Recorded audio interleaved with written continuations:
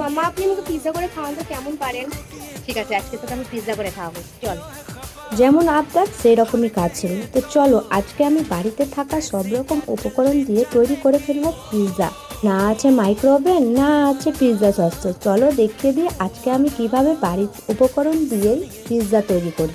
Gas ওভেনে আমি পিৎজাটা তৈরি করব। তো প্রথমেই দেখো উষুম গরম দুধে আমি চিনি, নুন আর ইস্ট, ড্রাই ইস্ট দিয়ে 5 মিনিট ঢেকে রেখে দিয়েছিলাম।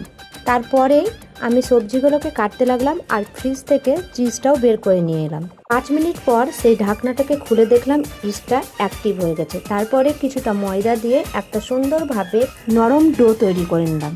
তারপরে থালায় একটু তেল ব্রাশ করে নিলাম এবং ডোটাকে সেখানে রুটির মতন রেখে দিলাম থালাতে। আমার হাতের কাছে কোনো কাঁটা চামচ না থাকতেই আমি ছুরি দিয়ে ফুটো ফুটো করে নিলাম। যেহেতু পিৎজা সস ছিল না তাই টমেটো কেচাপে একটু চিলি ফ্লেক্স দিয়ে আমি পিৎজা সস তৈরি করে নিলাম।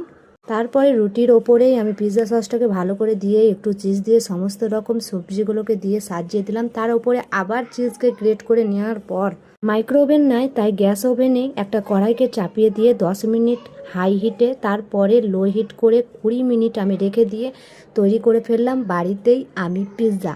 আর এই পিৎজাটা দেখতে যেরকম হয়েছে তার থেকেও বেশি খেতে সুন্দর হয়েছে। আমি বাড়িতে ফার্স্ট না সেকেন্ড টাইম, প্রথমে আমি ভিডিও করিনি, এবার আমি ভিডিও করে দেখালাম যে কেমন হয়েছে। আর ওরা খেয়েও বলল দারুণ হয়েছে। আর সত্যি খেয়ে দেখলাম দারুণ হয়েছে।